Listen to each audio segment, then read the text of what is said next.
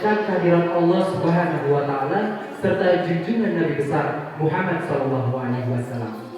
Penghormatan saya kepada Dewan Juri sebagai pengamat dan penilai berlangsungnya ajang Duta Baca tahun ini. Penghormatan saya kepada moderator, seluruh staf pegawai pimpinan perpustakaan Yanansa yang turut terlibat langsung pada penyuksesan ajang Duta Baca tahun ini. Dan rasa bangga saya juga kepada seluruh peserta, kepada mahasiswa-mahasiswi IAIN Lansa.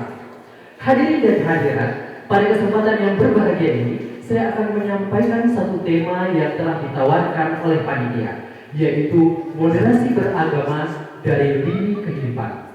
Kita tahu bahwa sebagai mahasiswa mungkin sudah mengikuti mata kuliah yang namanya studi Islam Wasatiyah, atau bahkan nanti kita akan mengikutinya.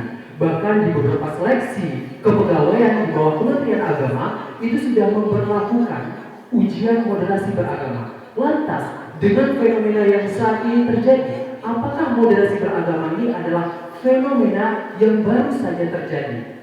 Eksistensi dan popularitasnya apakah baru saja naik daun akhir-akhir ini? Nyatanya tidak. Ternyata moderasi beragama sudah dipraktekkan langsung oleh Nabi Muhammad SAW pada masanya.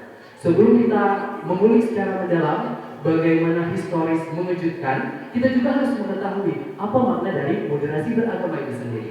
Berdasarkan buku moderasi beragama dan artikel di bawah Kementerian Agama, dapat saya simpulkan bahwa moderasi beragama itu tidak miring ke kanan dan tidak miring ke kiri, tidak terlalu mainstream dan juga tidak terlalu liberal, tidak terlalu ketat dan juga tidak terlalu longgar. Akan tetapi Islam yang moderasi itu adalah Islam yang pertengahan, Islam yang berimbang. Kalau kita analogikan sebagaimana kita hendak memasak dan ingin memasukkan suatu bumbu ke dalam masakan tersebut, maka takarannya harus pas, tidak terlalu berlebihan dan juga tidak terlalu kekurangan, agar masakan yang dihasilkan mantap dan lezat.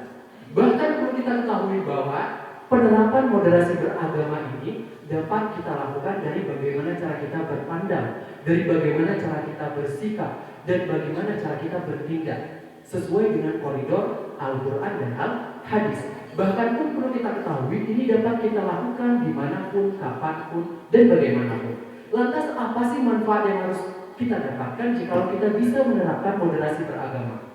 Akan terwujudnya kehidupan yang bermaslahat. Kita dapat mengangkat martabat manusia, kehidupan yang rukun, sejahtera, dan damai.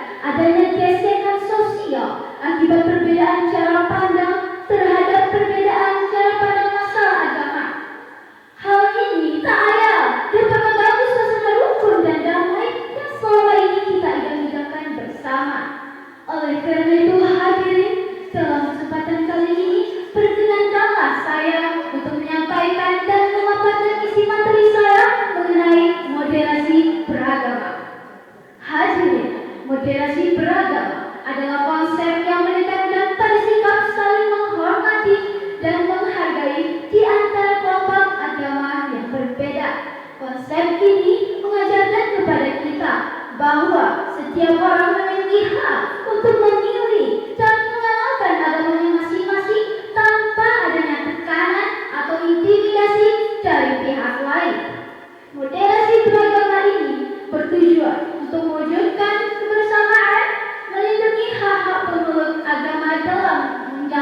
kebebasan beragama, mewujudkan ketentraman dan kedamaian dalam kehidupan keagamaan, serta untuk mewujudkan kesejahteraan kehidupan keagamaan.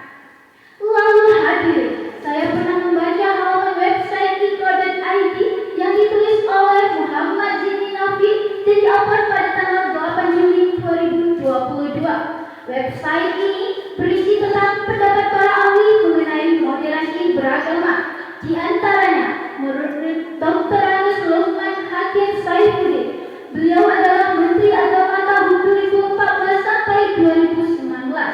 Beliau mengatakan, dalam istilah moderasi beragama ini harus dipahami bahwa yang dimoderasi ini bukan agamanya, tetapi cara kita beragama. Hal ini karena agama sudah pasti moderat.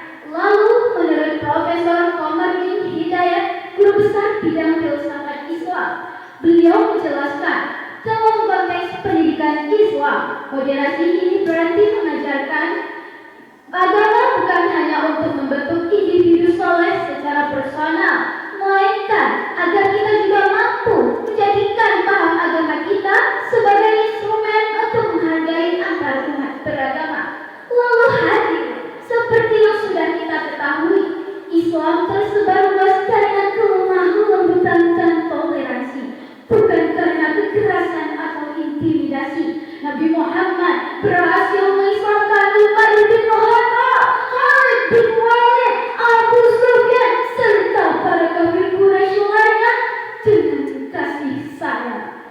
Islam yang benar itu mengajak bukan menginjak, merangkul bukan memukul, mendidik bukan menghardik, ilhami bukan menghakimi, bersikap ramah bukan marah. Islam itu lurus dan toleran. Mari sebarkan Islam yang mutalasif, lurus dan moderat. Stop radikalisme, stop ekstremisme. Dengan cara pertama, mari mempelajari Islam dari guru yang bersandar pada Al-Quran dan hadis, berjalan ilmu, berluas wawasan. Kedua, mari mengendalikan emosi, berluas pergaulan, berkuat kokoh agar tidak merasa benar sendiri sehingga tidak mudah menghakimi. Ketiga, mari saling mengasihi dan menyayangi. Betapa pentingnya sifat kasih sayang, sampai-sampai Allah menyebutkan sifat kasih sayangnya 4 kali di dalam Quran surah Al-Fatihah, Quran surah pembuka Al-Quran. Masya Allah.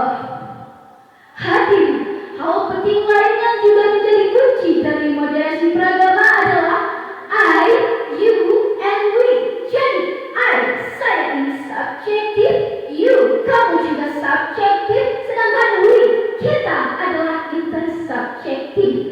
Jadi ketika kita menilai seseorang, tidak terlepas dari nilai-nilai subjektivitas. Namun ketika kita akan berbicara dengan kebersamaan, maka kita harus membicarakannya antar subjek, sehingga muncullah kesepakatan bersama. Kesepakatan bersama ini yang kita jadikan sebagai konsep dari kerukunan umat beragama. Mungkin agamanya berbeda, tetapi kita sama-sama bangsa Indonesia.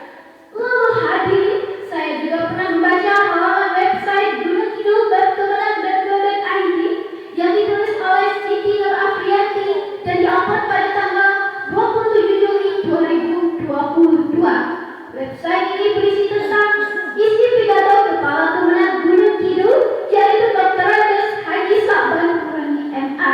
Beliau menjelaskan 9 kunci dari konsep moderasi beragama, yaitu adil, berimbang, menjunjung tinggi nilai keluhuran, menjaga kemaslahatan dan ketertiban umum, menaati kesepakatan bersama dan taat konstitusi, komitmen kebangsaan, toleransi